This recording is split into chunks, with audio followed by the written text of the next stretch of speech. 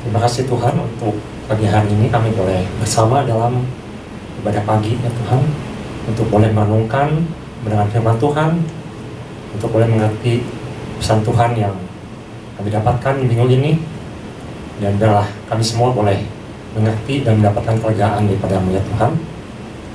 Kau yang pakai lidah bibir hamba-Mu ini untuk boleh menyampaikan kebenaran firman Tuhan, biarlah semuanya apa yang ingin Kau sampaikan boleh disampaikan dengan baik dan jelas kepada semua pendengar maupun jemaat yang hadir. Dalam nama Tuhan Yesus, semua yang siap untuk mendengar firman Tuhan sama-sama katakan amin. Shalom. Ya, pesan Tuhan minggu ini adalah tentang ketika kesesakan menekan. Ayatnya diambil dari Mazmur pasal 77. Tapi sebelumnya, saya ingin mengajak kita semua untuk merenungkan sebenarnya apa sih arti kata sesak itu. Sesak itu, jika saya cek apa artinya, ternyata banyak berhubungan dengan suatu ketika seseorang mengalami suatu masalah yang berat, ketika ada stres, ketika ada sesuatu yang tidak diinginkan, ketika ada sesuatu yang di luar kendali kita, dan itu sangat mengganggu dan membuat kita tidak bisa bergerak, membuat kita kecewa, kadang membuat kita pahit hati. Nah, itu yang disebut dengan sesak. Dan di Warta Ibu Bapak juga bisa baca, ada ruang lingkup sesak yang bisa berasal dari luar ataupun dari dalam. Dan itu bisa menyangkut soal kesehatan, soal keuangan, soal pekerjaan, soal keluarga, bermacam-macam. Nah, siapa yang bisa mengalami kesesakan? Dengan jelas Tuhan menyampaikan di minggu ini bahwa semua orang bisa mengalami kesesakan. Semua orang bisa mengalami suatu keadaan yang tidak enak. Mungkin beberapa orang berkata, oh, itu terjadi karena orang itu berdosa, karena orang itu berbuat salah. Ya benar, bisa saja itu terjadi karena seseorang membuat dosa. Tetapi kita bisa belajar di dalam Alkitab juga ada orang-orang yang mengalami, orang-orang benar yang mengalami kesesakan. Misalnya Musa, Elia. Bagaimana kita bisa lihat Elia bekerja begitu rupa buat Tuhan. Dia membela Tuhan mati-matian, tetapi dia mengalami kesesakan dalam hidupnya ketika dia dikejar-kejar oleh Jezebel. Jadi orang benar juga bisa mengalami kesesakan. Tapi kesesakan juga bisa diakibatkan karena dosa, dan itu adalah merupakan hukuman Tuhan, yang itu juga benar. Nah, kita akan sama-sama belajar di pagi hari ini bahwa kita juga sekarang sedang mengalami apa yang namanya kesesakan, dan ini dialami juga oleh semua orang. Ketika kita mengalami keadaan COVID-19 ini, semua ruang gerak kita dibatasi. Bahkan banyak orang yang sudah merasakan sesak dalam kehidupan mereka. Pagi hari ini kita akan sama-sama belajar dari Mazmur 77 yang ditulis oleh Asaf. Asaf ini ada seorang pemazmur yang dia juga sempat pernah menanyakan mengapa hal-hal seperti ini terjadi. Kalau ibu bapak baca di Mazmur 73 beberapa ayat sebelumnya, di situ jelas sekali Asaf mempertanyakan Tuhan. Maksudnya bertanya kepada Tuhan, mengapa orang fasik hidupnya makmur? Banyak pertanyaan-pertanyaan yang sulit dijawab. Tapi pesan Tuhan untuk minggu ini adalah bahwa Tuhan ingin ketika kita mengalami kesesakan, ada hal-hal yang Tuhan tekankan dan Tuhan ingin kita ingat. Ini beberapa yang saya ulang, beberapa hamba Tuhan sudah sampaikan. Yang pertama, bahwa kita jangan tawar hati. Ketika kita tawar hati, maka Amsal mengatakan kecillah kekuatan kita. Apa itu tawar hati? Tawar hati itu ketika kita sudah mulai mengatakan, sekarang sudah tidak ada Tuhan lagi, sekarang saya tidak mau ibadah lagi. Itu berhubungan dengan kerohanian kita, dengan spirit kita, dengan roh kita. Jadi Tuhan berkata dan mengingatkan kembali minggu ini, jangan tawar hati. Dan yang kedua, ingat bahwa semua orang juga mengalami hal yang sama. Untuk apa? Karena ada tujuan Tuhan. Dan Tuhan ingin kita tuh tetap naik, bukan turun. Dan itu tergantung dari respon kita, bagaimana kita meneranginya. Dan Bapak Gembala juga sebenarnya mengingatkan kita bahwa kita harus sadar masih ada Tuhan yang berdaulat, masih ada Tuhan yang menyertai kita. Nah, itu yang sudah disampaikan oleh beberapa rekan. Pagi hari ini saya akan tambahkan beberapa hal, yaitu mengenai respon yang tepat dalam menghadapi kesecahan ini. Dan kita akan belajar sama-sama melalui apa yang ditulis oleh Asaf di Mazmur 77 ini. Yang pertama, sebenarnya hanya satu yang saya akan bawakan, tapi akan saya pecah jadi dua bagian. Saya mendapatkan bahwa Tuhan izinkan kesesakan ini terjadi, itu adalah untuk menguatkan iman kita. Kita akan baca di Mazmur 77 ayat 3a. Saya akan bacakan. Pada hari kesusahanku, aku mencari Tuhan. Ini adalah satu hal yang sangat penting yang ketika saya renungkan apa yang menjadi pesan Tuhan, dan Asaf sebenarnya sudah memberikan pada kita banyak pengajaran dan juga perenungan bahwa ketika Tuhan izinkan kesesakan terjadi, maka iman kita harus kita perkuat. Caranya bagaimana? Yaitu dengan mencari Tuhan. Nah, bagian pertama, saya mendapatkan bahwa bagaimana cara mencari Tuhan. Kita bisa lihat di sini, di Mazmur 77 ayat 3b. Saya akan bacakan. Di sini Asaf mengatakan, malam-malam tanganku terulur dan tidak menjadi lesu, jiwaku enggan dihimpunkan. Terjemahan lain atau dalam bahasa aslinya lebih jelas. Di situ dikatakan bahwa in the day of my trouble, I sought the Lord. Di hari kesesakanku, di hari kesulitanku, di hari ketika aku tidak nyaman, tidak enak, tertekan, aku mencari Tuhan. In the night, my hand was stretched out without weariness. Suatu malam, tanganku kuangkat kepada Tuhan dan tidak kuturunkan, tidak berhenti, terus menerus. Jadi ini adalah suatu keadaan di mana Asaf mengatakan bahwa ketika dia menghadapi kesesakan, yang dia lakukan adalah mencari Tuhan tanpa henti. Ini mengingatkan kita bahwa dalam Alkitab dicatat ketika ada seorang wanita Syro-Fenisia yang Tuhan Yesus sempat katakan anjing tidak layak mendapat makanan dari tuannya. Dan situ perempuan itu mengatakan, walaupun aku ini seorang anjing rumah, tetapi anjing rumah itu memakan remah-remah roti dari meja tuannya. Maksudnya apa? Perempuan Syro-Fenisia ini dengan tekun meminta atau mencari Tuhan dengan sungguh-sungguh, walaupun sebenarnya dia tidak layak. Nah, ini sikap yang disebut dengan sungguh-sungguh mencari Tuhan seperti itu.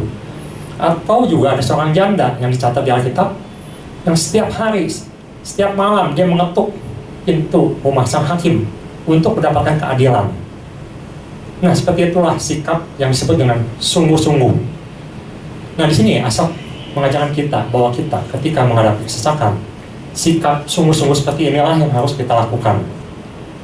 Saya akan berikan contoh untuk memperjelas mencari dengan sungguh-sungguh itu seperti apa. Ada dua orang yang dicatat dalam Alkitab. Yang satu seorang ayah dan yang kedua seorang anak. Nanti Ibu Bapak bisa baca kembali dan juga renungkan di 2 Tawaris 29 atau di 2 Raja-Raja 18 dan selanjutnya, di mana itu ceritakan tentang dua orang raja dalam dalam periode yang berbeda. Yang seorang disebutnya Raja Hizkia, dia adalah sang ayah, dan seorang lagi disebut Raja Manasye, dia adalah sang anak. Dua karakter yang sangat berbeda, dan di mana dua-dua orang ini mengalami ada persamaannya dan juga ada perbedaannya. Nah, saya akan jelaskan secara singkat siapakah Raja Hizkia ini. Kita akan belajar dari sang ayah dulu. Hizkia adalah seorang ayah yang luar biasa. Dia dicatat sebagai orang benar, dan Tuhan mencatat dalam Alkitab bahwa dia sangat diperhitungkan Tuhan, dia sangat disebut orang yang benar, Dan perbuatan dia itu sangat luar biasa. Saya akan sebutkan beberapa di sini. Ia menguduskan rumah Tuhan. Ia menghancurkan bukit-bukit pengorbanan. Ia meramukan tugu-tugu berhala. Ia menghancurkan Nehustan atau patung tembaga atau ular tembaga yang dibuat Musa, dan itu beribu tahun masih disembah oleh orang Israel. Dia hancurkan semuanya. Dia mengajak bertobat untuk bangsa Yehuda dan Israel. Dan dia mengadakan Paskah, dan selanjutnya banyak sekali yang dia lakukan untuk menyenangkan Tuhan, dan dia melakukan semua kebenaran. Tetapi orang benar juga mengalami yang namanya kesesakan. Dalam Alkitab dicatat bahwa ia pernah diserang oleh Sanherib, Raja Asyur, dihina oleh juru minum Raja Asyur. Bahkan ia mengalami yang namanya sakit dan hampir mati. Kita bisa dari sini, orang benar mengalami kesesakan. Kita akan lihat pada anaknya, sudah Hizkia meninggal, anaknya menggantikannya, disebut namanya di situ Raja Manasye. Ini adalah seorang anak yang mempunyai karakter yang sangat bertolak belakang dengan Hizkia. Ia seorang anak yang boleh dikatakan adalah anak yang bejat. Ia merusak semua hasil kerja keras ayahnya. Dia bongkar habis semua. Dia membuat bukit-bukit pengorbanan. Dia bahkan mempersembahkan anaknya kepada dewa Molok. Dia membuat patung-patung berhala di rumah Tuhan. Dan dikatakan bahwa dia lebih jahat dari orang Amori, orang Kanaan. Dan dia menyesatkan rakyat untuk menjadi jahat. Seorang raja yang banyak sekali berbuat dosa. Dan dia mengalami kesesakan. Tadi sempat dikatakan bahwa kesesakan bisa diakibatkan karena dosa. Manasye mengalami hal ini. Dia ditangkap, dia dibuang ke Babel, dan dia menderita di sana. Tetapi dari kedua karakter orang yang berbeda ini, seorang ayah yang begitu luar biasa, seorang anak yang begitu banyak membuat dosa, tetapi kedua orang ini melakukan satu hal yang sama yang saya catat di sini, bahwa ketika mereka datang kepada Tuhan, ketika mereka mencari Tuhan yang sungguh-sungguh, maka sesuatu itu terjadi. Saya mencatat di sini bahwa ketika Hizkia mengalami kesesakan, langkah pertama yang dia lakukan adalah dia datang ke rumah Tuhan. Dia berdoa sungguh-sungguh. Itu pun dilakukan ketika dia diserang oleh Sanherib maupun ketika dia sakit. Dia merendahkan diri di hadapan Tuhan.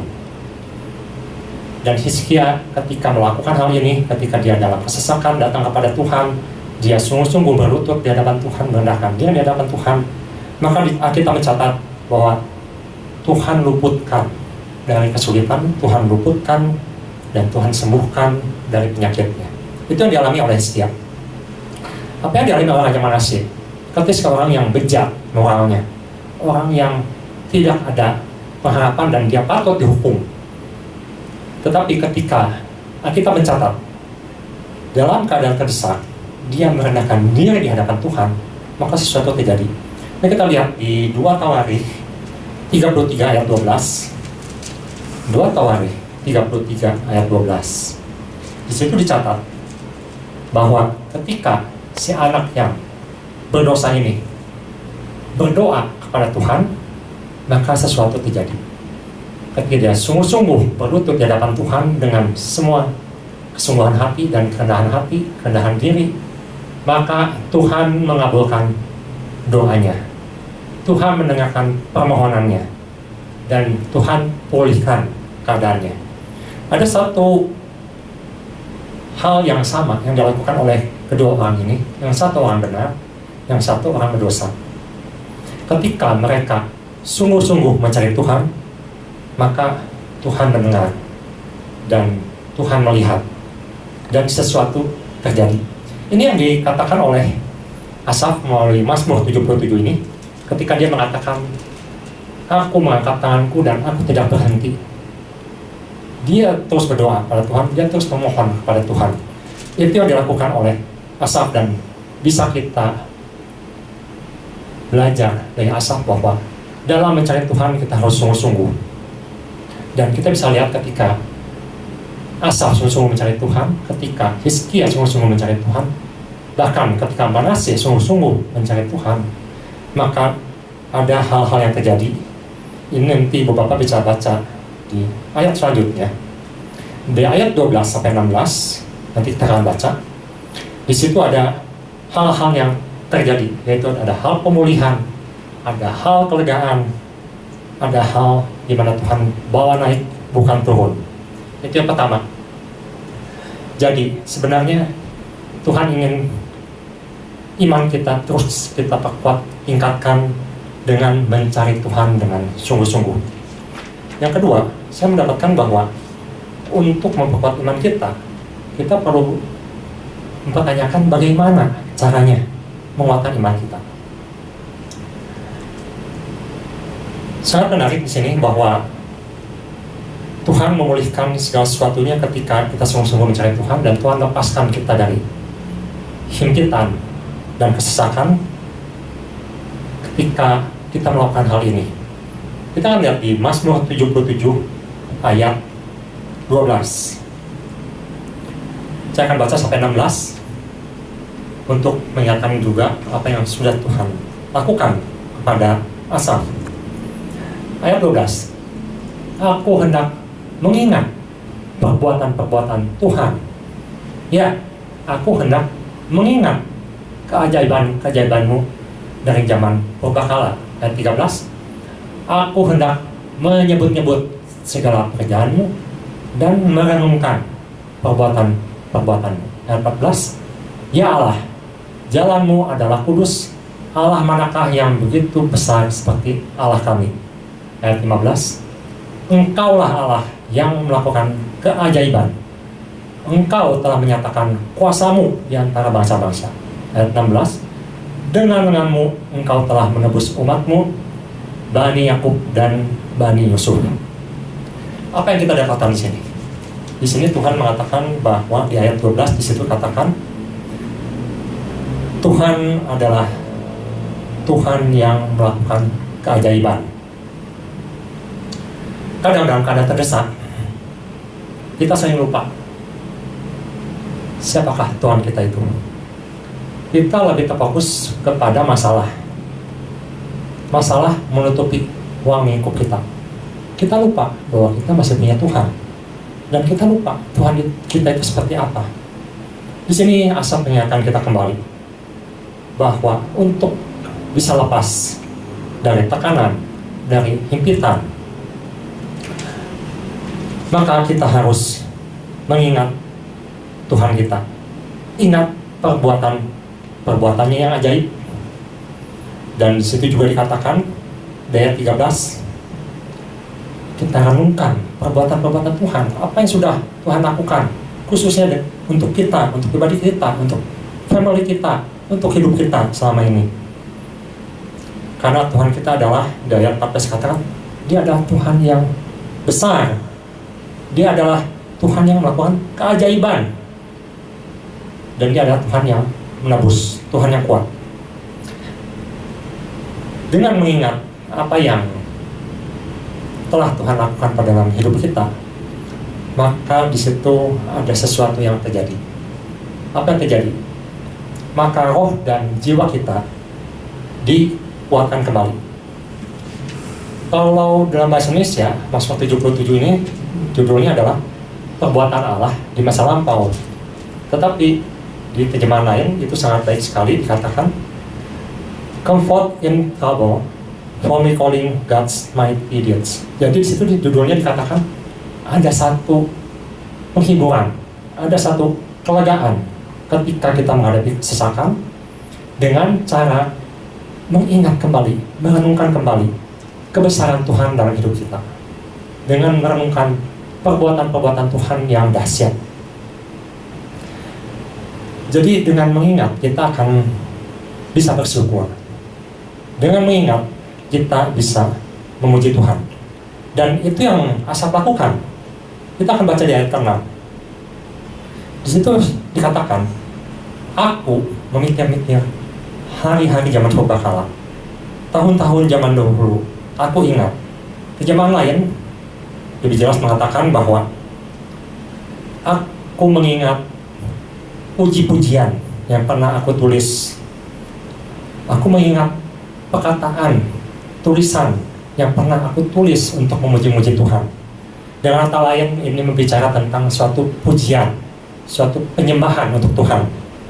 Dan di situ dikatakan, aku merenungkan dalam hatiku dengan rohku. Aku mencari Tuhan dengan rohku. Dan di sini ada satu pengagungan. Jadi di ayat 6 ini, Asaf mengatakan bahwa melalui pujian, melalui penyembahan, melalui pengagungan, maka roh dan jiwa kita akan bangkit kembali. Roh dan jiwa kita akan disegarkan kembali. Apakah tekanan itu masih ada? Masih ada. Apakah himpitan itu masih ada? Masih ada. Apakah kesesakan itu masih ada? Masih ada. Tetapi respon kita berbeda. Itu yang disampaikan oleh Asaf. Dan ini yang menjadi inti pesan Tuhan kali ini, bahwa ketika semua orang mengalami kesesakan, maka harus ada respon yang benar, harus kita lakukan. Dan ketika respon benar itu kita lakukan, maka Tuhan akan membawa kita naik. Kita akan memperkuat iman kita, dan juga Tuhan akan berikan kelegaan. Jadi melalui dua renungan ini kita bisa belajar bagaimana Asaf mengatasi kesesakan dalam hidupnya. Yang pertama yaitu bahwa kita harus mencari Tuhan. Dan yang kedua, kita lakukan pujian, penyembahan, pengagungan untuk Tuhan, sehingga kita bisa mengingat-ingat kembali perbuatan Tuhan yang ajaib, yang dahsyat, yang sudah ditulis dalam kitabnya, dan juga yang sudah dilakukan dalam hidup kita. Ketika dua hal ini kita lakukan, ketika kita sungguh-sungguh mencari Tuhan, ketika kita mengingat-ingat kembali perbuatan Tuhan dalam hidup kita, maka jiwa kita dan roh kita akan Tuhan bangkitkan kembali, akan mendapat kekuatan baru. Seperti yang dikatakan dalam Mazmur 46 ayat 2, kita akan baca sebagai ayat terakhir. Mazmur 46 ayat yang kedua. Saya mendapatkan ayat ini dalam minggu ini dari 3 orang yang berbeda, dan semua mengirim ayat yang sama.